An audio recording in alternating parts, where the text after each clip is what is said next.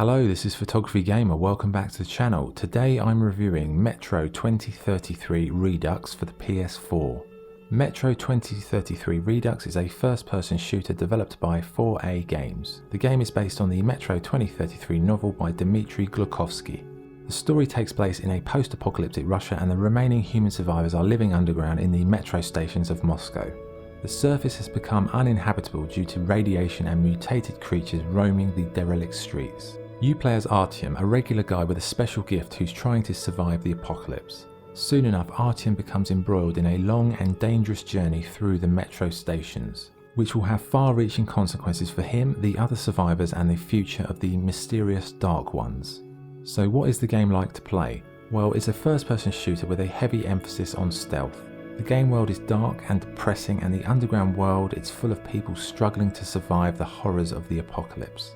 The game is linear, as in it's not an open world. Each level is a part of the journey with a linear path from the beginning to the end, but there are some branching choices later in the game.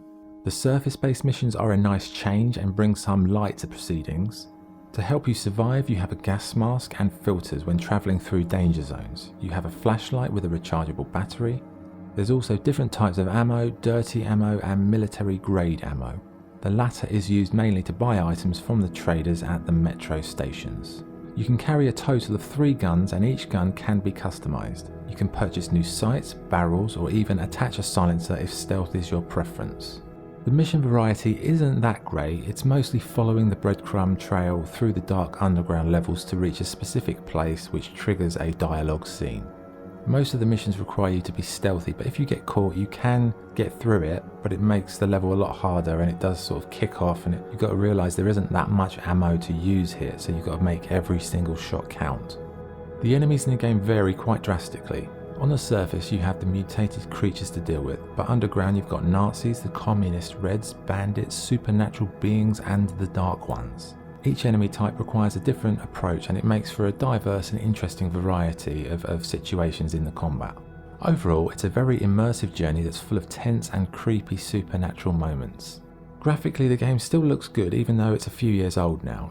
It is a little bit dark at times and it might have been nice to see some more missions on the surface. But overall, the character models look good and the environments are very detailed, and it's those small details in the metro stations that make the game feel alive. They've really put a lot of complex, small detail into the day-to-day living of the people in the stations. You know, you can walk around, you can hear conversations, see people like cooking food at a campfire, listening to music.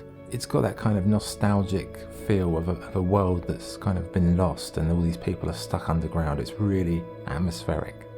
The musical score is absolutely sensational. It's some of the best music I've heard in a game. It's very, very dark and foreboding and atmospheric. The sound effects are also very, very good. And I have to say the voice acting on the whole, very, very high level. You can have English or Russian. I don't speak Russian, so I can't comment on the quality of the Russian voice acting. But the English voice acting is very good. Okay, so what's good and what's bad? What's good? The game has a rich atmosphere and it's one of the most immersive game worlds out there. Developers have adapted the novel into a very enjoyable game experience. The game is genuinely tense, and the music and overall audio quality is top notch.